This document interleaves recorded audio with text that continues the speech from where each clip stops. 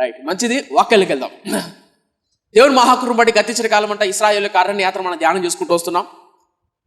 అరణ్య యాత్రను ధ్యానం చేస్తూ ఇంతవరకు ఇంట్రడక్షన్ వరకు ధ్యానం చేశాం. ఆ తర్వాత ఐగుప్తు చరిత్రను ధ్యానం చేశాం. ఐగుప్తు చరిత్ర తర్వాత ఈరోజు మనం ఎందుకు నా 10 తెగులను దేవుడు రప్పించాడు అన్న విషయాన్ని ధ్యానం చేయాలి. వచ్చే ఆదివారం ఎందుకు ఆ బానిసత్వం, ఎందుకు వాళ్ళు 400 సంవత్సరాలు బానిసలుగా ఉన్నారు, ఆ తర్వాత బానిస నుంచి విడుదల పొందడానికి వాళ్ళు పొందిన పాటలు ఏంటి, ఈ విషయాలు ఒక్కొక్క సిరీస్గా మనం ధ్యానం చేద్దాం. ఓకేనా? ఈరోజు మనము ఇశ్రాయేలీయులు ఐగుప్తు దేశంలో బానిసలుగా ఉన్నప్పుడు దేవుడు ఎందుకు 10 తెగులను రప్పించాడు, 10 తెగుళ్ళ వెనక రహస్యం ఏంటి? ఎన్ని తెగుళ్ళు? 10 తెగులు. ఆ 10 తెగుల వెనక రహస్యం ఏంటి? దీనికంటే ముందు మీకు ఒక మాట చెప్పా, ఐగుప్తు చరిత్ర చెప్పా. ఐగుప్తు యొక్క చరిత్ర, ఆ దేశం ఉత్తరాన దక్షిణాన ఐగుప్తు దేశం ఎలా ఉండేది? ప్రపంచంలోనే అతిపెద్ద నది ఏదంటే నైలు నది. అమెజాన్ నది, నైలు నది. ఇప్పుడైతే కొంచెం పెరిగిందని కొంచెం తగ్గిందని అంటారు. మొత్తానికైతే అతిపెద్ద నది ఏదంటే నైలు నది. ఆ నైలు నదికి ఇటుపక్క అద్భుతమైన పంటలతో సస్యశ్యామలతో అప్పట్లోనే పురాతనమైన నాగరికత. ఒక మాటలో చెప్పాలంటే మీకు అర్థమయ్యే చెప్తా. ఇప్పుడు మీ పిల్లలు ఎవరైనా చదువుకున్నారు అనుకో, చదువుకున్న తర్వాత ఏ దేశంలో ఉద్యోగం చేస్తే వాళ్ళకు మంచి పేరు లేదా బాగా గౌరవిస్తారు చెప్పండి? Very good, super. ఎందుకు? అక్కడ టెక్నాలజీ పరంగా కానీ అభివృద్ధి పరంగా కానీ మా కొడుకు అమెరికాలో జాబ్ చేస్తాడంటే కాలర్ ఎగరేసుకొని చెప్తారు. ఏం ఎగరేసుకొని? కాలర్ ఎగరేసుకొని చెప్తారు. అమెరికా దేశం అనేది అంత ఉన్నతమైంది. అంతెందుకు, ఇది అమెరికా నుంచి వచ్చింది, ఇది అమెరికా నుంచి తెప్పించాను అని చెప్పుకోవడానికి గర్వపడతాం. ఎందుకంటే అమెరికాలో ఉన్న నాగరికత, టెక్నాలజీ, అప్డేట్స్ అంత గొప్ప ఉంటాయి. అప్పట్లో అంటే ఇంచుమించు 6000-4000 సంవత్సరాల కిందట పురాతనమైన నాగరికత మెసొపొతేమియా నాగరికత, రెండవ నాగరికత ఐగుప్తు నాగరికత, మూడవది హరప్పు నాగరికత, సింధు నాగరికత. మన సోషల్ స్టడీస్లో చదువుకునేటప్పుడు ఇవన్నీ వస్తాయి. అర్థమవుతుందా? సీనారు వస్త్రము అని చూసారా? ఆ సీనారు వస్త్రము మెసొపొతేమియా ఇవన్నీ దగ్గర ప్రాంతాలు. మెసొపొతేమియా ప్రాంతం నుంచి అబ్రాహాం వచ్చింది, అది పురాతనమైన నాగరికత. రెండో నాగరికత ఐగుప్తు నాగరికత. ఇవి పెద్ద నాగరికతలు అప్పట్లో సివిలైజేషన్లో. ఇప్పుడు అమెరికా దేశం బాగా డెవలప్ అయి ఉంటుంది. మనకంటే ముందుంటారు వారి రోడ్లు కానీ, వారి టెక్నాలజీ కానీ, వారి విధానాలు కానీ, వారి బిల్డింగ్స్ కానీ. ఏం చెప్పే ప్రయత్నం చేస్తున్నానంటే, అలాంటి ఉన్నతమైన దేశం అప్పట్లో ఐగుప్తు దేశం. చుట్టుపక్కల దేశాల వాళ్ళు ఆశ్చర్యపోయేవాళ్ళు, చుట్టుపక్కల దేశాల వాళ్ళు ఐగుప్తు దేశం అంటే భయపడేవాళ్ళు. అంత గొప్ప దేశం ఐగుప్తు దేశం, అంత గొప్ప సామ్రాజ్యం ఐగుప్తు సామ్రాజ్యం. అలాంటి సామ్రాజ్యంలో ఆ సామ్రాజ్యంలో గుర్రాలు కానీ, రథాలు కానీ, సైన్యం కానీ, ఆయుధాలు కానీ, టెక్నాలజీలో కానీ అద్భుతంగా ఉంటుంది. ఎలా అంటారా, ఇప్పటికీ కూడా పిరమిడ్స్ ఎలా కట్టారో రకరకాల శోధనలు జరుగుతున్నాయి. అర్థం కదా? ఏ మిడ్స్? పిరమిడ్స్ ఎలా కట్టగలిగారు వాళ్ళు? దాని వెనుకున్నటువంటి రహస్యం ఏంటి? ఏం చెప్తున్నానంటే, 1000 సంవత్సరాల కిందటే అంత జ్ఞానంతో, అంత తెలివితో అభివృద్ధి చెందిన, దీంపబడిన, అద్భుతంగా జ్ఞానంతో నింపబడిన దేశం ఐగుప్తు దేశం. ఆ దేశంలో ఇశ్రాయేలు ప్రజలు బానిసలుగా ఉంటే ఆ ఐగుప్తు దేశాన్ని దేవుడు వణికించి తన ప్రజలు విడిపించాడు. అలా వణికించడానికి, భయపెట్టడానికి దేవుడు వాడుకున్న తెగుళ్ళు 10 తెగుళ్ళు. ఆ 10 తెగుళ్ళను ఎందుకు రప్పించాడు? దాని వెనుకున్న రహస్యం ఏంటి? నిర్గమాకాండం 5వ అధ్యాయం. నిర్గమాకాండం 5వ అధ్యాయం మొదటి నుంచి. తర్వాత మోసే అహరోనులు వచ్చి ఫరోను చూసి, ఇశ్రాయేలు దేవుడైన యెహోవా అరణ్యములో నాకు ఉత్సవము చేయుటకు నా జనులు పోనిమ్మని ఆజ్ఞాపించుచున్నాడని ఫరో నేను. రెండో వచ్చిన చాలా ఇంపార్టెంట్. ఒకటి స్థలపైకి రా. మోసే అహరోను వచ్చారు యాడికి? ఫరో దగ్గరికి. ఫరో గారు మా దేవుడు చెప్పాడు, దేవుడికి యెహోవాకు బలులు అర్పించాలని, ఆయన మహింపరచాలని మేము వెళ్ళాలనుకుంటున్నాం, మాకు విడుదల చేయి అని అడిగారు. ఎవరు? మోసే అహరోను. అన్నప్పుడు ఫరో ఏమన్నాడు? ఇప్పుడు చూడండి ఫరో ఏమన్నాడు. రెండవచ్చు. ఫరో, నేను అతని మాట విని ఇశ్రాయేలులను పోనిచ్చుటకు యెహోవా ఎవడు? నేను యెహోవాను ఎరుగను, ఇశ్రాయేలీయులను పోనీయను. ఈ 2 మాటలు చాలా ఇంపార్టెంట్. మొట్టమొదటిది యెహోవా ఎవడు, రెండోది యెహోవాను ఎరుగను, ఇశ్రాయేలీయులను మూడోది పోనీయను. ఈ 3 మాటలు ప్రాముఖ్యమైనవి. తర్వాత అప్పుడు వారు అంటే మోసే అహరోన్ ఏమంటారు చూడండి. అప్పుడు వారు, హెబ్రీయుల దేవుడు మమ్ముని ఎదుర్కొనెను, సెలవైన ఎడల మేము అరణ్యములోనికి 3 దినముల ప్రయాణమంత దూరము పోయి మా దేవుడైన యెహోవాకు బలి అర్పించదుము, లేని ఎడల ఆయన మా మీద తెగులుతోనైనను ఖడ్గముతోనైనను పడునేమో అని. అందుకు ఐగుప్తు రాజు, మోసే అహరోను, ఈ జనులు ఈ తమ పనులు చేయకుండా మీరేలా ఆపుచున్నారు? మీ బరువులు మోయుటకు పొండనెను. మరియు ఫరో, ఇదిగో చాలా తల పగేద్దాం, చాలా ఇప్పుడు కథలా చెప్తా వినం. మోసే అహరోన్ వచ్చారు ఫరో దగ్గరికి. ఫరో గారు, మా దేవుడు చెప్పాడండి, మమ్మల్ని వదిలిపెట్టండి ఏ నుంచి, ఈ బానిసత్వం నుంచి, ఈ సంఖ్యల నుంచి అన్నప్పుడు ఫరో అన్నాడు, మిమ్మల్ని వదిలిపెట్టాలా? ఎందుకు వదిలిపెట్టారా? మా దేవుడు చెప్పాడని. ఆ దేవుడు ఎవడో ఏంటే, ఆ దేవుడు యెహోవా ఎవడో నేను ఎరుగను, నాకు తెలీదు, నేను పంపిను, అసలు ఆయన మాట విండి పంపించడానికి ఆయన ఎవరు అని అన్నాడు. అందుకు మోసే అప్పుడు దేవుడు కలగ చేసుకోవడం మొదలుపెట్టాడు. ఇప్పుడు ఇక్కడ 3 ప్రశ్నలు. ఏంటి ఆ 3 ప్రశ్నలు అంటే, ఒకటి, యెహోవా ఎవడు, నేను ఆయన ఎరగను, వీళ్ళని పోనివ్వను. ఎప్పుడు గుర్తుపెట్టుకోండి, ఎగ్జాక్ట్గా ఈ 3 పదాలు ప్రాముఖ్యంగా గుర్తుపెట్టుకోండి. చివరిలో చెప్తా ఈ 3 పదాల యొక్క అర్థం. ఫరో ఏమన్నాడంటే, మోసే, అహరోను, మీరు దేవుడి పేరు చెప్పి వాళ్ళ పేరు చెప్పి వీళ్ళ పేరు చెప్పి ప్రజలను మభ్యపరిచి పని పాట లేకుండా పని తప్పించుకోవడానికి, మీరు ఇక్కడి నుంచి బయటికి వెళ్ళడానికి మీరు కథలు పడుతున్నారేమో, ఇక మీద మీరు అలా చేయడానికి వీల్లేదు, ఇప్పుడు నేను చెప్పిన పని కంటే ఇంకెక్కువ పని చేయాల్సి ఉంటుంది అని చెప్పి మరింత కఠినం పెట్టడం మొదలుపెట్టాడు. అలా మరింత కఠిన శిక్ష పెడుతున్నప్పుడు మోసే దేవుని సన్నిధికి వెళ్ళాడు. ప్రభువా చూడయ్యా, ఫరో పంపించట్లేదు, ఇలా మమ్మల్ని అంటున్నాడు, మరింత కష్టపెడుతున్నారు అన్నప్పుడు దేవుడు తెగులు చెప్పించడం మొదలుపెట్టాడు. ఇప్పుడు మొదటి తెగులు ఏంటా తెగులు? ఇప్పుడు చూద్దాం. 7వ అధ్యాయం 5వ వచనం. నేను ఐగుప్తు మీద నా చెయ్యి చాపి ఇశ్రాయేలీయులను వారి మధ్య నుండి రప్పింపగానే నేను యెహోవానని ఐగుప్తీయులు తెలుసుకొందురనెను. అయితే నేను ఫరో హృదయమును కఠినపరిచి ఐగుప్తు దేశంలో నా సూచక క్రియలను, నా మహత్కార్యమును విస్తరింపచేసేదను. ఫరో మీ మాట వినడు గాని నేను నా చెయ్యి ఐగుప్తు దేశం మీద వేసి గొప్ప తీర్పుల చేత, సేనల చేత ఇశ్రాయేలులైన నా ప్రజలను ఐగుప్తు దేశంలో నుండి వెలుపలికి రప్పించెదను. నేను ఐగుప్తు దేశం మీద నా చెయ్యి చాపి ఇశ్రాయేలుల వారి మధ్య నుండి రప్పింపగానే నేను యెహోవానని ఐగుప్తీయులందరూ తెలుసుకొందురు. ఒకటే స్థలపకెత్తరా. మొట్టమొదటి ఒక మాట చెప్పా, 3 విషయాలు గుర్తుపెట్టుకోండి. యెహోవా ఎవడు, యెహోవాని ఎరగను, మిమ్మల్ని పంపిను అన్నాడా? దేవుడు చెప్తున్న మాట మోసే వెళ్ళి దేవుడి సన్నిధి గోజాట మొదలుపెట్టాడు. ప్రభువా యెహోవా ఎవడు అంటున్నాడయ్యా, ఎరుగను అంటున్నాడయ్యా, పంపిను అంటున్నాడయ్యా అని దేవుడి సన్నిధికి మొరపెట్టుకున్నాడు. అప్పుడు మొరపెట్టడానికి దేవుడు చెప్పాడు, మోసే భయపడాడు, అలా అంటారని నాకు తెలుసు, వాడి హృదయం కఠినమైందని నాకు తెలుసు. అయితే గుర్తుపెట్టుకో, ఇప్పుడు ఈ దేశం మీద యెహోవా ఎవడు అని అడిగా కదా, యెహోవానని నేను ఎవరినో నా అద్భుత ఆశ్చర్యకార్యాలు చూపించి మిమ్మల్ని అందరూ బయట తీసుకుని వస్తా అన్నాడా? అన్నాడు. ఎందుకు అవే అద్భుతాలు, అవే ఆశ్చర్యకార్యాలు చేయాల్సి వచ్చింది? మొట్టమొదటి తెగులు ఏంటది? మొట్టమొదటి తెగులు ఏంటా తెగులు? 7వ అధ్యాయం. యెహోవా చెప్పినట్టు ఫరో హృదయము కఠినమాయను గనుక అతడు వారి మాట వినకపోయాను. తర్వాత యెహోవా మోషేతో ఇట్లనెను, ఫరో హృదయం కఠినమైనది, అప్పుడు కఠినమైనది, అతడు ఈ ప్రజలను పోనీయనొల్లడాయను. 15వ వచనం చూడండి. ప్రొద్దున నీవు ఫరో యొద్దకు వెళ్ళము. ఎవరు వెళ్ళాలి? ఇది మోసేతో దేవుడు చెప్తున్నాడు. మోసే పొద్దున్నే యాడికి పోవాలి నువ్వు?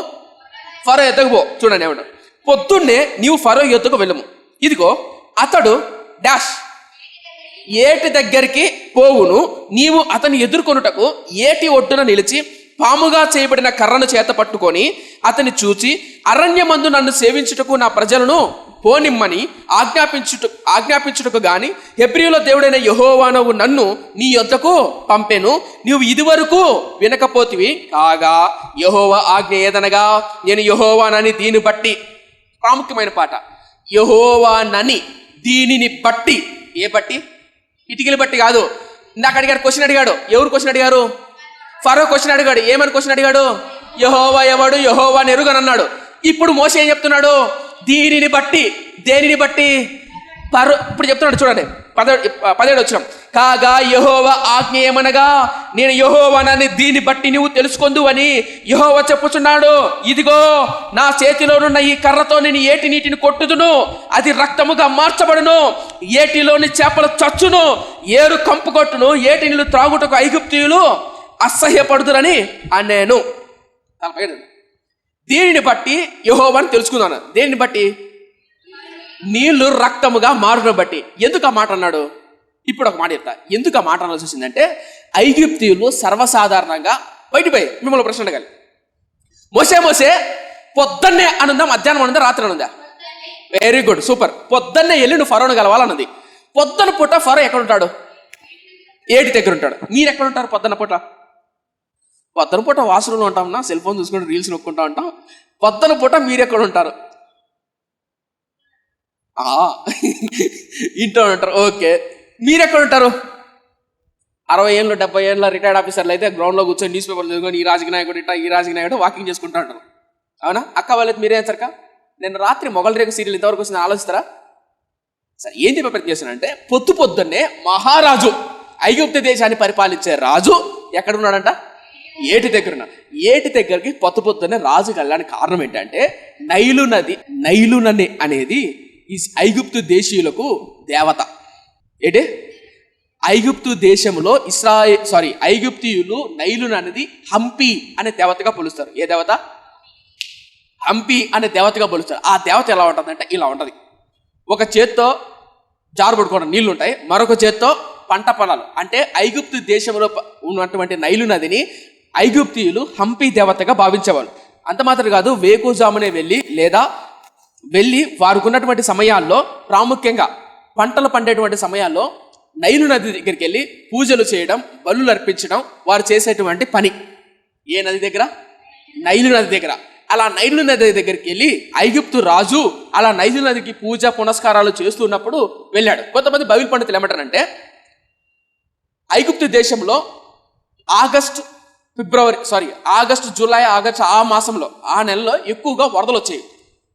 ఆ వరదలు ఎందుకు వస్తాయి అని వాళ్ళ నమ్మకం ఏంటంటే హంపి అనే దేవత ఉగ్ర రూపం దాల్చింది, అందుకని మనకు వరదలు వచ్చాయి అని నమ్మేవాళ్ళు ఐగుప్తీయులు. ఇప్పుడు అలా ఐగుప్తీయుల నమ్మకం ఏంటంటే నైలు నదిని ఒక దేవతగా భావించారు. ఆ దేవత పేరు హంపి.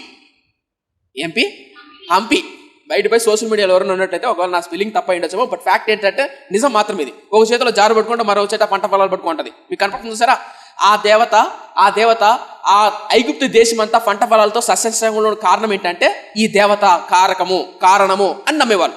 ఆ దేవతకు పూజ పునస్కారాలు చేసేవారు. అయితే దేవుడు ఏం చేశాడంటే, నువ్వు యెహోవా ఎవడు అన్నావు కదా, నువ్వు ఏ దేవుడి మీద అయితే ఆధారపడుతున్నావో, ఏ దేవుడిని అయితే నమ్ముతున్నావో ఆ దేవుడి మీద అధికారం చేయగలిగిన శక్తివంతుడు నేను అని ఐగుప్తు దేవత అయినటువంటి హంపి దేవతను కదిలించాడు. ఎలా కదిలించాడు? ఆ రక్తముతో నింపేశాడు. నైలు నది మొత్తం రక్తం అయిపోయింది. ఆ నీళ్ళన్నీ రక్తంగా మారాయి. రక్తంగా మారినప్పుడు ఊహించుకోండి, ఏటిలో ఉన్న చేపలు, జంతువులు, కప్పలు, పురుగులు నదిలో ఉంటాయి కదా, అవన్నీ ఏమవుతాయమ్మా? చచ్చిపోతాయి. మొత్తం నైలు నది మొత్తం కంపు కొట్టేసి నైలు నది మొత్తం నీరుగా మార్చబడింది. ఏం చెప్పే ప్రయత్నం చేస్తున్నానంటే యెహోవా ఎవడు అన్నందుకు నువ్వు ఎవరో అని అడిగావు, నేనేంటో నిరూపిస్తా అని దేవుడు తన ప్రవక్తలు, తన సేవకులను వాడుకొని ఆనాడు దేవుడు చరిత్రలో గొప్ప అద్భుత కార్యాలు చేశాడు. నువ్వు నమ్ముతున్న దేవుడిగా నమ్ముతున్నటువంటి హంపి అనే దేవతనే నీ తీర్పు తీర్చబోతున్నా అని తీర్పిచ్చాడు. తర్వాత రెండో తెగులు చూద్దాం. తొందరగా ముగ్గురు కలిపదాం. రెండో తెగులు 8వ అధ్యాయం మొదటి నుంచి చూద్దాం. యెహోవా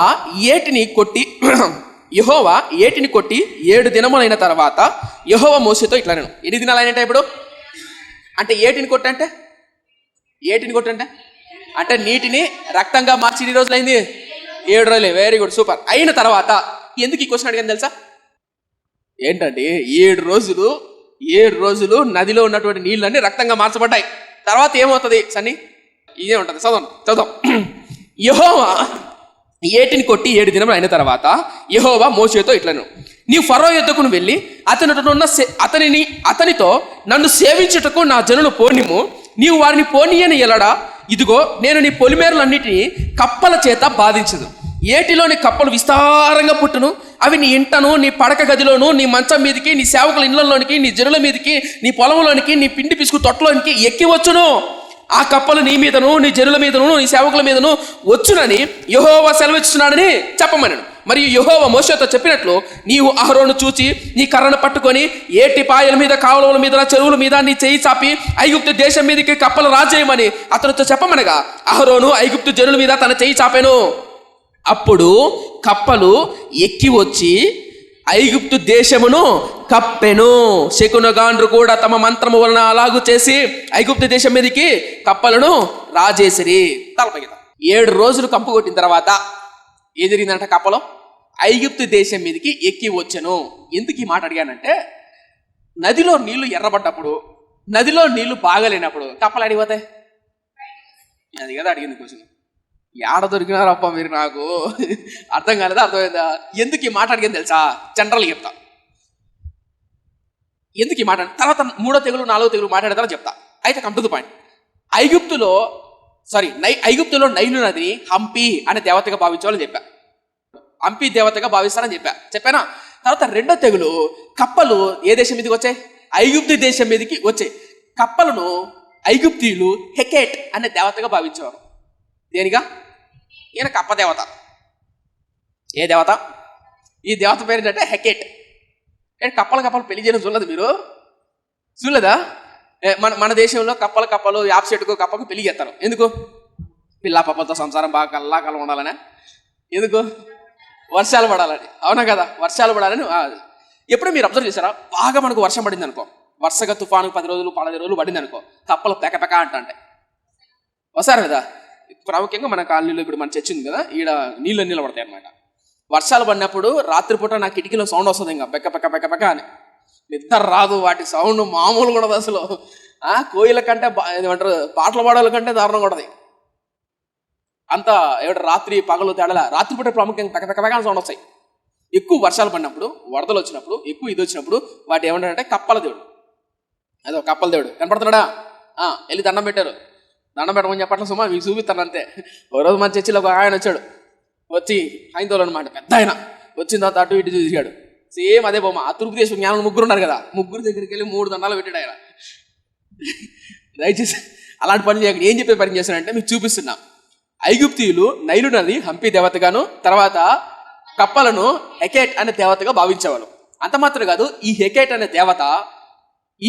దేవత పుట్టుకకు అంటే ప్రసవానికి పుట్టుకకు మంచిదని చెప్పి నమ్మకం. ప్రాముఖ్యంగా గర్భవతిగా ఉన్నటువంటి స్త్రీలు ప్రసవం డెలివరీ అవుతున్నప్పుడు వారి ఒంటి మీద ఈ కప్ప దేవతను ధరించేవారు. మీ మెల్లో మంగళసూత్రం ఉంటుంది కదా, మీ మెల్లో నలపుసదాడ ఉంటుంది కదమ్మా, వేసే కదా.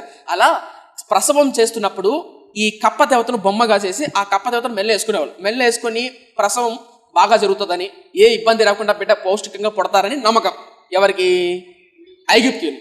అలా ఐగుప్తీయుల నమ్మకం హెకేట్ అనే దేవత మీద. అయితే దేవుడు ఏం చేశాడంటే, నేను యెహోవా ఎవడు అన్నావు కదా, నేను ఎవన్నో చూపిస్తా అని చెప్పేసి నువ్వు నమ్ముతున్నా, నువ్వు ప్రసవం మీద ఆధారపడుతున్న ఆ దేవతనే నీ ఇంట్లోకి రప్పిస్తా.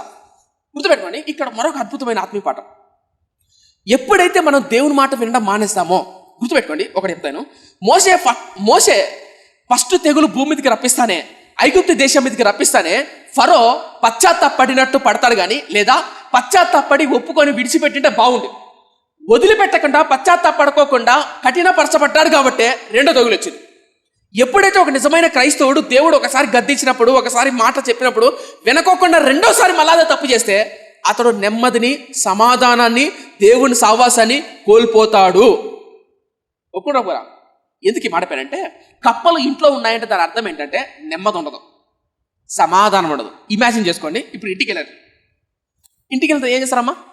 భోజనం చేస్తారు. ఇంట్లో ఏడ చూసినా కప్పలు ఉన్నాయి, తింటారా? కప్పలు చూస్తేనే వాంతికి వస్తుంది కొంతమందికి, అవునా? రాదా? మీకేమో నాకు తెలియదు కానీ ఆ కప్పల మీద చర్మం ఉంటుంది సరే, అంటే కొంచెం ఏమంటారు, బొబ్బలు లేచి చర్మం. కొన్ని కప్పలు మరి బోంట కప్పలు నొత్తండి. అవి ఉన్నప్పుడు అవి ఇట్లా పట్టుకొని వాటి చర్మం చూసినప్పుడు, ఎప్పుడన్నా తిన్నా వాటి చర్మం చూస్తే అబ్బా ఎంత సౌందర్యంగా ఉంది నా నాయన తింటా. అవి చూసిన తర్వాత భోజనం చేయబుద్ధి కాదు. చేస్తారా మీరు? ఏమన్నా చేస్తే మీరు గొప్పలే. చైనా వాళ్ళు అయితే ఆనందపడతారు. ఇంకా ఒకటి ఏమన్నాడంటే, అన్న దేవుడు ఏదైనా తోటలో ఆదామును అవ్వను సృష్టించాడు లేదా? ఆదాము అవ్వ చైనా వాళ్ళు ఏంటో బల్లి ఉండు అన్నాడు. ఎందుకు చెప్పండి? ఎందుకంటే ఆదాము అవ్వ ఏం తినింది? పండు తినింది. అదే చైనా వాడు ఏంటే పాము తినేసేవాడు. అర్థం కాలేదు? అర్థమైంది మీకు? చైనా వాడు ఏం తినాడు? అప్పుడు మనకు శాపం వచ్చేది కాదు, ఇది వచ్చేది కాదు. ఏం చెప్పే ప్రయత్నం చేస్తున్నా అంటే, విషయానికి వద్దాం. మొదటిసారి దేవుడు హెచ్చరించినప్పుడు, మొదటిసారి గద్దించినప్పుడు ఫరో మాట వినిటే బాగుంటుంది. వినలేదు. రెండోసారి ఏమొచ్చాయి? కప్పలు వచ్చాయి. మన ఆత్మీయ జీవితాన్ని గుర్తుపెట్టుకోండి, మొదటిసారి దేవుడు మనల్ని హెచ్చరిస్తున్నప్పుడు, గద్దిస్తున్నప్పుడు, శిక్షిస్తున్నప్పుడు వింటే బాగుంటుంది. వెనుకోకుండా అలా విననుకో, నీలో గలివిడి, నీ లోపల అశాంతి, నీ లోపల అసమాధానం ఎక్కువ అవుతూ వస్తుంది. మీకు ఎవరికి నీ ఎక్స్పీరియన్స్ ఉందో నాకు తెలీదు, నాకుంది. ఆత్మీయుడికి ఉంటుంది, దేవుడిని నమ్ముకున్న వ్యక్తులకు ఉంటుంది. తప్పు చేసి దేవుడి శిక్ష కూడా వెళ్తున్నప్పుడు, ఒకసారి మాట విన్నప్పుడు హృదయ అంతరంగాల్లో నువ్వు దేవుని చిత్తానికి, దేవుని మార్గానికి విరుద్ధంగా వెళ్తున్న కొద్దీ లోపల కలివిడి ఎక్కువ అవుతుంటుంది. నెమ్మది ఉండదు, అది ఎక్కువ అవుతూనే ఉంటుంది. కప్పలు ఇంట్లో ఉన్నాయి, గబగబ బెక బెక అంటున్నాయి అనుకో, నెమ్మదిగా నిద్రపోతామా? అక్కడ బైబిల్లో రాయబడి ఉంటుంది, వాళ్ళు తినే పాత్రల్లో కూడా ఉన్నాయంట. ఎక్కడ? తోటలలోనూ పాత్రలోనూ ఉన్నాయంట. ఏంటి? కప్పలు. ఎందుకు ఈ మాట దేవుడు రవించబెట్టాడంటే, దేవుడి మాట వినకపోతే మన ఇళ్లలో, మన హృదయంలో కలవరం, ఆందోళన, నెమ్మది, సమాధానం, గలివిడి, ప్రశాంతత, నిద్ర, సమాధానం ఏముండదు. మీరు కావాలంటే అబ్జర్వ్ చేయండి. భార్యాభర్త మధ్య ఇతను గొడవ జరిగిందనుకో, సమాధానం పర్లేదనుకో, ఒకరి మొక్కలు పేరు టయానికి ఆయన వచ్చింటాడు, అన్నం పెట్టి అని అడగలేడు. ఎవరిని? ఈ ఎక్స్పీరియన్స్ వెళ్ళిన బాగుంటుంది. అన్నం పెట్టి అడగలేదు, ఎందుకు అహమాట వస్తుంది. ఈమెమనుకుంటుంది, ఆయన అడుగుదే పెడదాంలే, నాదేం పోతుంది అనుకుంటుంది. ఇంకొంతమంది బయట తిని వచ్చారు. ఏమి మాట చెప్తానంటే, అలా సమాధానం లేదనుకో ఇంట్లో, భార్యాభర్తలు కూడా కలిసి లేరు. చిరాకు అనిపిస్తుంది, బాధ అనిపిస్తుంది, ఆవేదన అనిపిస్తుంది. దేవుడితో సమాధానం పోగొట్టుకోకండి. ఇప్పటికైనా మన హృదయాల్లో, అలాగే వాక్యాన్ని ఉన్న వాళ్ళు ఎవరైనా సరే దేవుడికి మిమ్మల్ని శిక్షకుండా బాధ కూడా నడిపిస్తుంటే, ఆ సమాధానం కోల్పోయింటే ప్రభుత్వంలో పశ్చాత్తాపడి హృదయపూర్వకంగా ఆయన వైపు తిరగండి. గలిబిడి, ఆందోళన, కలవరం ఎక్కువ అవుతుందంటే దేవుని చిత్తానికి దూరంగా, విరుద్ధంగా ఉన్నావని అర్థం. కొంతమంది అంటారు, అన్న దేవుని చిత్తం ఏంటన్నా? దేవుని చిత్తం ఇదే దేవుని చిత్తం. ఇదొక ప్రాముఖ్యమైన దేవుని చిత్తం. ఏంటా ప్రాముఖ్యమైన దేవుని చిత్తం? నీ హృదయంలో నెమ్మది, సమాధానం లేదంటే దేవుని చిత్తానికి దూరంగా వెళ్తున్నావు అని అర్థం. సరే, విషయానికి వద్దాం. రెండో తెగులు ఏంటమ్మా? కప్పలు. ఇంకా మూడో తెగులు చూద్దాం. మూడో తెగులు త్వరగా 16వ వచనం.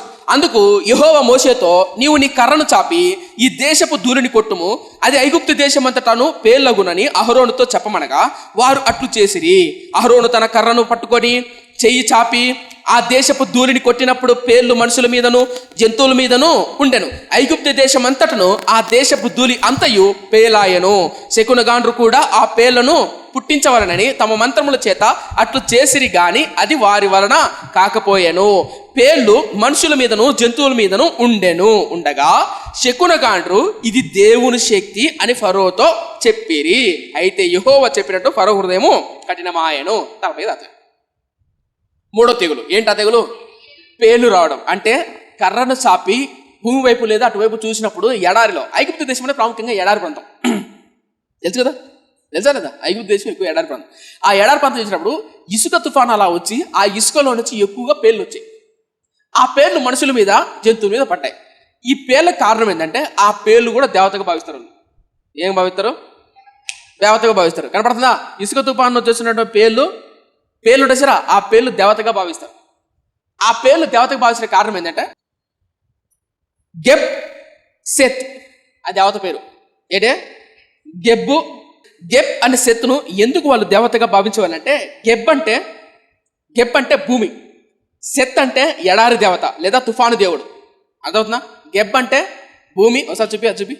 గెబ్ అంటే భూమి, తర్వాత సెత్ అంటే ఎడారి. ఇప్పుడు ఆ ఎడారిలో నుంచి ఆ దేవత. అంటే వాళ్ళ నమ్మకం ఏంటంటే, ఎడారిలో వచ్చేటువంటి తుఫానుల నుంచి, కష్టాల నుంచి దేవుడు మమ్మల్ని కాపాడుతాడు. మేము ఏదైనా తప్పు చేస్తే ఆయన ఉగ్రరూపం తలుస్తాడు అని నమ్మకం. ఎందుకంటే ఎడారిలో ఎక్కువ శాతం ఎడారి తుఫాన్లు వస్తాయి. ఎడారి తుఫాన్లు ఎందుకు వస్తాయంటే, ఆయన మా విషయంలో కోపపడ్డాడు అని ఐగుప్తులు నమ్ముతారు. కాబట్టి ఆ దేవుడిని శాంతపరచడానికి కూడా పూజలు పునస్కారాలు చేసేవాళ్ళు. ఎవరు? ఐగుప్తులు. అయితే ఇప్పుడు మోసే ఎంటర్ అయ్యి ఫరోతో చెప్తున్నాడు, ఫరో నువ్వు ఏ దేవతనైతే గెబ్బు సేవతను సేవిస్తున్నావో ఆ ఎడారిని, ఆ తుఫాను లేదా ఆ భూమి నుంచి పేలను పుట్టించి మీ దేశం మీదకి రప్పించబోతున్నా. నేను వాటికంటే సర్వాధికారినని, నేను గొప్పవానని నువ్వు తెలుసుకునేలాగునా అని చెప్పడం మొదలుపెట్టాడు. ఎవరు? చెప్పి నిజంగానే పేర్లు రప్పించాడు. రప్పించిన తర్వాత ఇది మూడో తెగులు. నాలుగో తెగులు. ఈ తెగులు మాట్లాడతాం, త్వరగా ముందుకెళ్దాం. 21 తెగులు 21 చూద్దాం. నీవు నా ప్రజలను పోనీయనెడలా చూడుము, నేను నీ మీదకి, నీ సేవకుల మీదకి, నీ ప్రజల మీదకి, ఇండ్లలోనికి ఈగలను గుంపులుగా పంపేదను. ఎట పంపుతాడంట? ఈగలను గుంపులుగా పంపేదను. ఐగుప్తీయుల ఇంట్లను వారున్న ప్రదేశంలోని ఈగల గుంపుతో నిండి ఉండును. మరియు భూలోకంలో నేను యెహోవానని, ఇది ప్రాముఖ్యమైన మాట. 22 భూలోకంలో నేను యెహోవాను అని నీవు తెలుసుకున్నట్లు ఆ దినమున నేను నా ప్రజలను నివసించుచున్న గోషాను దేశమును వినాయించేదను. అక్కడ ఈగల గుంపులు ఉండవు. నా ప్రజలను నీ ప్రజల నుండి ప్రత్యేకపరచెదను. రేపు ఈ సూచక్రియ జరుగునని యెహోవా సెలవిచ్చినట్లు నీవు చెప్పవలెను. యెహోవా అలాగూ చేసిన బాధాకరమైన ఈగల గుంపులు ఏంటవి? బాధాకరమైన ఈగల గుంపులు ఫరో ఇంటను ఫరో ఇంటిలోను అతని సేవకునిలోను వచ్చి ఐగుప్తు దేశం అంతటను వ్యాపించను. ఆ దేశము ఈగల గుంపు వలె చెడిపోయెను. ఓకే స్టాప్ కదా. ఐగుప్తు దేశంలో నుంచి ఈగల గుంపు బయటపై మీకు ఒక మాట చెప్పాలి. ఈగల గుంపు కూడా అంటే ఐగుప్తీయులు ఊఆటిట్ ఏమంటారంటే ఏ దేవత ఊఆటిట్ అంటే ఊఆటిట్ అని పిలుస్తారు. దేన్ని? ఈగల దేవతను. ఈగలను దేవతగా కూడా భావించేవాళ్ళు ఎవరు? ఐగుప్తులు. మరొక పేరు ఏంటంటే కెప్రి అని. మీరు ఎవరన్నా మమ్మీ అని మూవీ చూసారా? మమ్మీ ఒకప్పుడు పాతకాలంలో మమ్మీ ఉంటుంది చూసారా? అప్పో సూపర్. మీరైతే మమ్మీ అంటే చూడమని చెప్పట్లేదు, మళ్ళీ ఇంటికి వెళ్ళి చెప్తాను ఊరికే. ఆ మూవీలో ఇప్పుడు మూవీ సినిమా ఎక్స్ప్లెయిన్ చేసినట్టు ఉంటుందేమో కానీ ఉదాహరణ చెప్తున్నా. ఆ మూవీలో ఒక పురుగు ఉంటుంది తెలుసా? ఆ పురుగు ఉంటుంది. ఆ పురుగు లోపలికి వెళ్ళింది అనుకో, ఆ మనుషులు తినేస్తుంది ఆ పురుగు. చూసారా? ఐ థింక్ ఇప్పుడు అర్జెంట్ ఇంటికి వెళ్ళి చూడాలన్నా అంటారా? చూడబాకంటే చెప్తున్నా ఉదాహరణ. ఈగలను దేవతగా భావించేవాళ్ళు ఎవరు? ఐగుప్తులు. ఇప్పుడు మాట ఇక్కడ కాసేపు వివరించే ప్రయత్నం చేస్తాను, మాట్లాడతాను, తర్వాత దాని గురించి మాట్లాడతాం. ఒకసారి చూపిస్తాను. ఈగల దేవత. ఏ దేవత? ఈగ దేవత కనపడిందా? ఈగ దేవత. ఈ దేవత ఎవరు అబ్బా? ఈ దేవత మళ్ళీ వస్తుందిలే. ఈ దేవత ప్రస్తుతానికి ఎవరు? ఈగల దేవత. ఇప్పుడు మొత్తం ఎన్ని దేవతలైనాయి? మొదటి 4 దేవత అయిపోయింది, హంపి దేవత. తర్వాత కప్పల దేవత. కప్ప దేవత పేరు ఎకేటు. మూడో దేవత పేర్లు. ఆ పేర్లు దేవత అయిపోయింది. ఆ తర్వాత ఈగలు అయిపోయినా. ఇలా గెబ్బు సేతు మూడోది. తర్వాత 4వది ఓకే రైట్. మన చైనా భాష రైట్. మొత్తానికి అయితే 4 దేవతలు అయిపోయినాయి. అయిన తర్వాత ఇప్పుడు చాలా అవుతాను. యెహోవా ఎవడు అని అన్నాడు. ఎవరు? ఫరో అన్నాడు.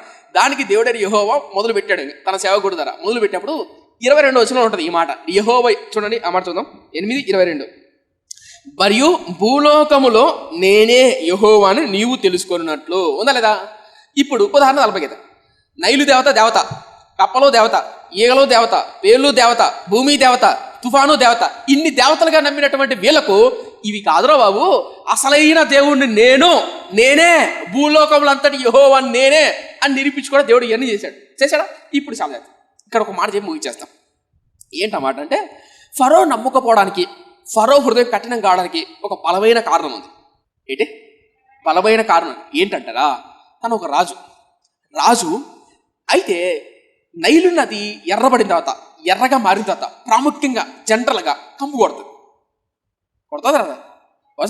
కంపు కొడుతుంది. కొట్టిన తర్వాత ఆ నీళ్లు బాగా లేనప్పుడు, నైలు నది సరిగా లేనప్పుడు కప్పలన్నీ ఎక్కడికి వస్తాయి? ఇది జనరల్. కప్పలన్నీ తర్వాత మోసి అడుగుతాడు, ఫరో అడుగుతాడు, నాయనా ఈ కప్పలు కూడా తట్టుకోలేకపోతున్నారు బాబు, నీ దండం పెడతాను, మీ దేవుడైనా యెహోవాను అడిగి ఈ కప్పలు పంపించేరా అడుగుతాడు. మీరు ఇంటికి వెళ్ళి చదవడానికి టైం అయిపోతుంది కాబట్టి చదివించట్లా. అప్పుడు మోసే చెప్తాడంటే సరే పంపిస్తాను. ఇప్పుడు కప్పలన్నీ చచ్చిపోయిన తర్వాత ఏమొస్తుంది? మల్లెపూలు వాసన రాదు. ఏమొస్తుందమ్మా? కంపు కొడుతుంది. కంపు కొట్టినప్పుడు కప్పలన్నీ చచ్చిపోయినప్పుడు శవాల దగ్గర ఏముంటాయి? పురుగులు, బ్యాక్టీరియాలు ఉండవా? ఉంటాయి. తర్వాత ఏముంటాయి? ఈగలు ఉంటాయి. ఇప్పుడు చెప్పండి, ఇది న్యాచురల్గా జరిగిన అనిపించలా మీకు? అవునన్నా కరెక్టేనో. ఇప్పుడు అర్థమవుతుందా ఎందుకు ఫరో అనే హృదయం ఎందుకు ఇంత కఠినమైంది? నీకు అర్థమవుతుందని చెప్పేది. ఎందుకు ఫరో హృదయం కఠినమైందని బలమైన కారణం ఏంటంటే తన చుట్టూ కనపడుతున్నవంతా ఇది న్యాచురల్. దేవుడు చేశాడా? ఇది సాధారణంగా జరిగిందే. అప్పుడప్పుడు మాకు అనిపించదు, మీకేమో కానీ సేవకుడుగా నేను చూసినప్పుడు, ఎవరన్నా పరిచయం సహకరించినప్పుడు, కెమెరా విషయం కానీ, వస్తువుల విషయం కానీ, ఎక్కడికైనా వెళ్ళినప్పుడు కానీ దేవుడు ప్రేరేపించాడు వాళ్ళంటే, దేవుడు ఎలా ప్రేరేపిస్తాడు? వాళ్ళు విన్నారు, ఏదో మోటివేషన్ ఇచ్చారు అనిపిస్తుంది. అది న్యాచురల్ కాదు. నీ జీవితంలో ఒక రోగం వచ్చిందంటే, నేను ఒక వ్యాధి, ఒక ఆర్థిక ఇబ్బంది, ఒక సమస్య కొన్నిసార్లు వేధిస్తున్నాయంటే, కలవరం ఆందోళనతో నీ కుటుంబం వెళ్తుందంటే న్యాచురల్ అనుకోకు. A natural? అర్థం కాలేదా? అర్థమవుతుందా? న్యాచురల్ షాంపూ కాదు, సాధారణ విషయం కాదు, దానిలో దేవుని హస్తం ఉంది. ఈ మాట ఎందుకు చెప్పాను తెలుసా? ఈ మాట చూడండి, 8వ అధ్యాయం చూడండి 8వ అధ్యాయం చూడండి 18వ వచ్చిన ఈ మాట అర్థం చేసుకోండి. శకునగాండ్రు కూడా పేర్లను పుట్టించవాలని తమ మంత్రముల చేత అట్లు చేసిరి గాని వారి వలన కాకపోయాను. పేర్లు మనుషుల మీదను జంతువుల మీదను ఉండగా. 19వ వచనం హైలైట్. శకునగాండ్రు డాష్, ఇది దైవ శక్తి. ఏంటది? ఆడ పైన నెంబర్ ఉంటుందమ్మా, ఏముందాడా? 2 ఉంది. అంటే దేవుడు వేలు అంటే అర్థం కాలేదో. శకునగాండ్రు అంటే తెలివైన వాళ్ళు, మాంత్రికులు. ఆ మాంత్రికులు ఫరోతో చెప్తున్నారు, ఫరో రాజా నువ్వు అనుకుంటున్నావేమో నైలు నది ఎర్రగైంది, ఎర్రగైన తర్వాత కప్పలు ఎలాగో బయటకు వచ్చాయి, వచ్చిన తర్వాత చచ్చిన తర్వాత పురుగులు ఎట్టా వచ్చాయి, పురుగులు వచ్చిన తర్వాత ఈగలు వచ్చాయి, ఇది మామూలే అనుకుంటున్నావేమో. కాదురా బాబు, దీని వెనక ఏదో అసాధారణమైన శక్తి ఉంది అని చెప్పారు. ఎవరు చెప్పారు? అది ఎందుకు ఫరో హృదయం కఠినం కావాల్సి వచ్చిందో సాధారణం అనుకున్నాడు. అది సాధారణం కాదు, దాని వెనక అద్భుతమైన ఆశ్చర్యకరమైన కార్యాలు ఉన్నాయి. అలాగే నీ జీవితాన్ని దేవుడు దీవిస్తున్నాడంటే, ఆశీర్వదిస్తున్నాడంటే నీ శక్తి చేతనో నీ బలం చేత కాదు, దేవుని హస్తం తోడుంది. కొన్ని సందర్భాల్లో మన కష్టం గుండా, కన్నీరు గుండా, బాధ గుండా, దేవుడి మాట వినుకోకుండా ముందుకెళ్తున్నప్పుడు ఎందుకు వివాహ విషయం కానీ, ఆర్థిక ఇబ్బందులు కానీ, సమస్యలు కానీ, కన్నీరు కానీ, బాధ కానీ, ఒంటరితనం కానీ అంటే సాధారణం కాదు, ఏదో నేను అంటాడుతుంది. అర్థమవుతుంది చెప్పేది. దేవుడు ఒక వ్యక్తిని దీవించాలంటే ఆయన హస్తం, ఆయన తోడు. మన కళ్ళ ఎదుట సాధారణం అనిపిస్తాయి. ఏమనిపిస్తుంది? సాధారణమే కదా. ఇప్పుడు ఆలోచించండి, లాజికల్గా ఆలోచించండి. ఈ నైలు నది ఎరిపెక్కింది, దాంట్లో ఉన్న కప్పలు ఏమవుతాయి, జంతువులు ఏమవుతాయి, బయటకు వచ్చాయి. వచ్చిన తర్వాత చచ్చాయి, చచ్చిన తర్వాత ఏమొచ్చాయి, పురుగులు వచ్చాయి, ఈగలు వచ్చాయి. వచ్చాయి. వచ్చిన తర్వాత దాన్ని పెద్దగా ఆశ్చర్యపోవాల్సింది, దాంట్లో దేవుడు చేసింది ఏముంది? ఇదే కదా అంటారు. ఇప్పుడు మన కర్ర వచ్చింది, జనరల్గా ఆలోచించండి, కరోనా వచ్చింది, కంటికి కనపడిన వ్యాధి వచ్చింది. ఎవడని అనుకుంటాడా ఇది దేవుడు పంపించింది? అనుకోరు. ఏదో రోగాలు వచ్చినాయి, ఏదో పొత్త అంటది. ఇప్పుడు కూడా మనం అనుకోం. ఏడు తెలుసా, దేవుడు నా జీవితంలో ఏదో చేస్తున్నాడు. ఈ వాక్యం చదువుతున్నప్పుడు ఆశ్చర్యపోయా. ప్రవ్వా, కన్నపడని నీ వేలు, కంటికి కనపడదు అది, కన్నపడని నీ వేలు, కన్నపడని నీ సన్నిధి మమ్మల్ని వెంటాడుతుంది నాయన. నేను తప్పు చేసినప్పుడు నన్ను గద్దిస్తుంది, నేను సరైన మార్గం వెళ్తున్నప్పుడు నన్ను ప్రోత్సహిస్తుంది, నేను తప్పుడు మార్గం వెళ్తున్నప్పుడు నా భుజం తట్టి తప్పురా అని బలపరిచిన దినాలు, రాత్రులు పగళ్ళు ఒంటరిగా ఉన్నప్పుడు ఎన్నోసార్లు దేవుడు మీ జీవితాల్లో వ్యక్తిగతంగా ఈ వాక్యాన్ని ఉంటున్న సేవకుల జీవితాల్లో కావచ్చు, దేవుడు నమ్ముకున్న జీవితాల్లో కావచ్చు బలపరిచింటాడు. తప్పుడు మార్గం వెళ్తున్నప్పుడు శిక్షించింటాడు, తప్పురా అని అంటాడు. అది మన కళ్ళకి ఎలా అనిపిస్తుంటుంది? సాధారణమే అని అనిపిస్తుంది. కానీ విషయం ఏంటంటే అది సాధారణం కాదు, అది దేవుని హస్తం, దేవుని వేలు. మై ఫ్రెండ్స్, ఇప్పటికైనా దేవుని హస్తాన్ని, దేవుని వేలను ఫరో గుర్తించి పశ్చాత్తాపడితే బాగుండదు. పశ్చాత్తాపడ్డా? కాలేదు, తిరుగుబాటు చేశాడు. తర్వాత ఏం జరిగింది వచ్చే ద్వారా ధ్యానం చేస్తాం. ప్రార్థన చేద్దాం. దయచేసి మోకరిద్దామా. ఇప్పుడు దాకా మనం ఎన్ని తెగులు ధ్యానం చేసాం? 4. ప్రార్థన చేద్దాం. ప్రభువా, మొదటిసారి గద్దించినప్పుడు లోబడింటే బాగుండు, రెండోసారి గద్దించినప్పుడు లోబడింటే బాగుండు, మూడోసారి గద్దించినప్పుడు లోబడింటే బాగుండు, 4వసారి గద్దించినప్పుడు లోబడింటే బాగుండు నాయన. వినకుండా అది సాధారణమే అనుకున్నాడు మోసే, సాధారణమే అనుకున్నాడు ఫరో. తండ్రి, మా జీవితాల్లో కూడా కొన్నిసార్లు ప్రభువా అడుగుదామా, మేలు చేసినప్పుడు, స్వస్థ పొందినప్పుడు, ఆరోగ్యం పొందినప్పుడు, ఆర్థిక ఇబ్బంది నుంచి బయటపడినప్పుడు ఇది సాధారణం కదా. ట్యాబ్లెట్ వేసుకున్నాను, జబ్బు మానిపోయింది, ఇంజెక్షన్ వేసుకున్నాను, మానిపోయింది, లేదా కష్టపడ్డాను, అప్పులు తీరిపోయాయి, లేదా పలాని కార్యక్రమం ఎవరో సహాయం చేశారు, ఇది సాధారణమే అనుకోక మిత్రమా, అనుకోవద్దయ్యా. దేవుడు మన జీవితాల్లో గొప్ప కార్యం జరిగిస్తున్నాడు, అది సాధారణం కాదు. శకునగాండ్రు వచ్చి ఫరో, ఇది దేవుడి వేలయ్యా, దేవుని హస్తమయ్యా, ఇది సాధారణమైన ప్రక్రియ కాదు నాయనా. ఎందుకంటే మేము మంత్రాలు నేర్చుకున్నాం, మంత్రాలు మాకు తెలుసు, గొప్ప పాండిత్యం మాకు తెలుసు. అలాగే ఒక సేవకుడికి చెప్తున్నా, సంగమా, మీ జీవితాల్లో దేవుని హస్తం ఉంది. నీ జీవితంలో దేవుని హస్తం ఉంది. నీ భర్త, నీ పిల్లలు, నీ భార్య, నీ జీవితంలో, నీ వ్యక్తిగత జీవితంలో నువ్వు తప్పు చేస్తున్నప్పుడు, రహస్యంగా 4 గోడల మధ్య ఎవరికి తెలియదని రహస్యంగా పాపంలో మునుగుతున్నప్పుడు దేవుడి హస్తం చూస్తున్నాడు. నమ్ము, ఇప్పుడైనా ప్రభువా సాధారణం కాదు నాయన. ఆ జీవితంలో, ప్రతి జీవితంలో నీ వేలు, నీ హస్తం ఉండాలి ప్రభువా. దాన్ని నేను సాధారణంగా భావించకూడదు. అలాగే హోరేబు ప్రార్థనా మందిరం సంగమా, ఈరోజు మన మందిరం చిన్న మందిరంగా ఉన్న మన మందిరం ఇలా దీపబడిందంటే ఏవో ప్రాంతాల్లో ముక్కు మొహం తెలియని వాళ్ళు మనం ప్రోత్సహించి బలపరిచి మన సంఘం కొరకు ప్రార్థిస్తున్నారంటే సాధారణం కాదు, దేవుని హస్తం. అలాగే ఈ వాక్యాన్ని వింటున్న సేవకులు ఎవరైనా నిరాశ నిస్పృహ గుండా వెళ్తున్నప్పుడు దేవుడు మిమ్మల్ని బలపరిచిన వైనాన్ని జ్ఞాపకం చేసుకోండి. మీ చుట్టుపక్కల వాళ్ళు ఎవరైనా మిమ్మల్ని బలపరిచింటే అది దేవుని హస్తం గుర్తించండి, అది సాధారణం కాదు. అలా గుర్తిస్తే ఎంత బాగుంటుంది. ప్రార్థన. పరిశుద్ధుడా నా కన్న తండ్రి, అయినా అది సాధారణం అనుకున్నాడు మోసే, అది సాధారణం అనుకున్నాడు ఫరో. శకునగాండ్రకు అర్థమైంది, రాజా సాధారణం కాదు, ఇది దేవుని వేలు, నాయన మా జీవితాల్లో కూడా ఎన్నోసార్లు నాయన సాధారణం అనుకున్నాం, ఈ జబ్బు పోవడమో, వ్యాధి పోవడమో, రోగడమో. కానీ ఈ సాధారణ కాదు నాయన, నీ వ్రేలో నీ హస్తం, నీ సన్నిధి ఉంది. ఆయన నీ సన్నిధిని గుర్తించి మరింత వెంటనే లోబడే మనసును, మరింత వెంటనే విధేయత చూపే మనసును, మరింత నీ పాదాల యొద్ద ఒరిగిపోయే మనసును మాకు ఇవ్వమని, నడిపించమని, బలపరచమని, ఆత్మతో నింపమని, అయ్యా నీ చిత్తానికి మమ్మల్ని మేము అప్పగించుకుని కృపనివ్వమని యేసయ్య నామమున అడిగి వేడుకుంటున్నాం మా కన్న తండ్రి. ఆమేన్.